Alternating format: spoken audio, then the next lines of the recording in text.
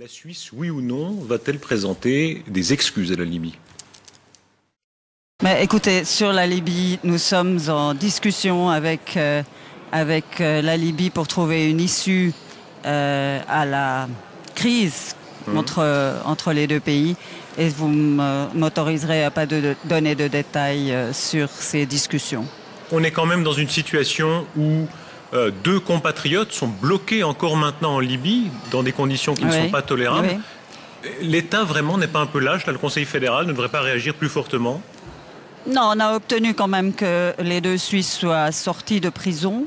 Ils sont maintenant libres, mais c'est vrai qu'ils n'ont pas de visa de sortie et ça reste un point important à régler. Madame, tout de même, deux Suisses bloqués, empêchés de sortir de Libye, ça ne vous choque pas plus que ça? Mais je viens de vous dire le contraire, ça me choque. Et je souhaiterais vraiment trouver rapidement une solution. Et croyez-moi, nous nous sommes engagés tout l'été pour arriver à trouver une solution rapide. Mais encore une fois, tous les éléments de résolution de ce problème ne sont pas dans mes mains. Sur les principes pour sortir de la crise, on sait qu'il y a une dimension personnelle avec le président Kadhafi qui compte souvent. Est-ce que vous seriez prête, si ça peut aider, d'aller à Tripoli? Encore une fois, je ne vais pas vous répondre sur aucune de ces questions parce qu'elles font partie de la discussion que nous avons avec la Libye et je ne souhaite encore une fois, je souhaite que résoudre ce problème et ne pas mettre en danger quoi que ce soit.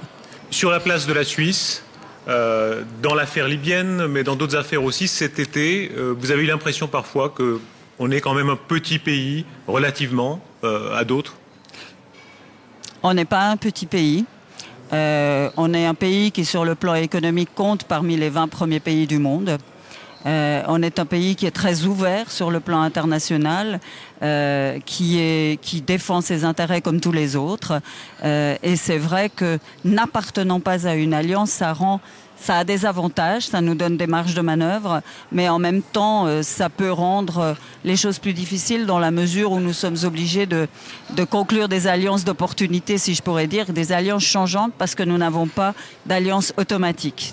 Tous les commentateurs disent « Vous avez fait une très belle année 2007, mais 2008, il y a la médiation suisse congédiée, la Libye, ça s'enlise un peu, l'affaire du voile, ça fait beaucoup, non ?» Quoi, l'affaire du voile? Il n'y a pas d'affaire de voile.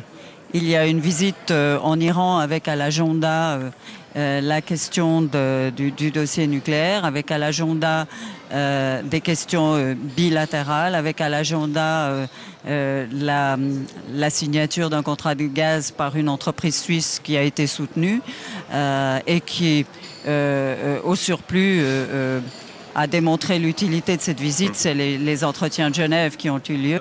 D'un mot encore, lundi, ce sera la conférence des ambassadeurs. C'est l'occasion de rappeler que vous êtes ministre, mais aussi patronne de ce grand corps que constituent les ambassadeurs. Quand on les interroge hors caméra, ils disent, Madame Calmiret, disons, n'est pas facile, en tout cas exigeante. Ça vous va bien?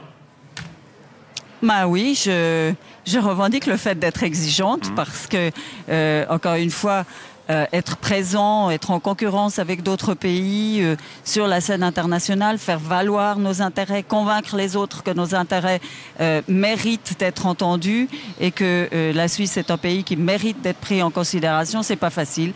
Il faut des gens motivés, il faut des gens engagés qui sont fiers de représenter la Suisse et je crois qu'il y a toutes les raisons d'avoir une exigence de compétence, une exigence d'excellence. When you and I touch my body, put me on the floor, kiss me on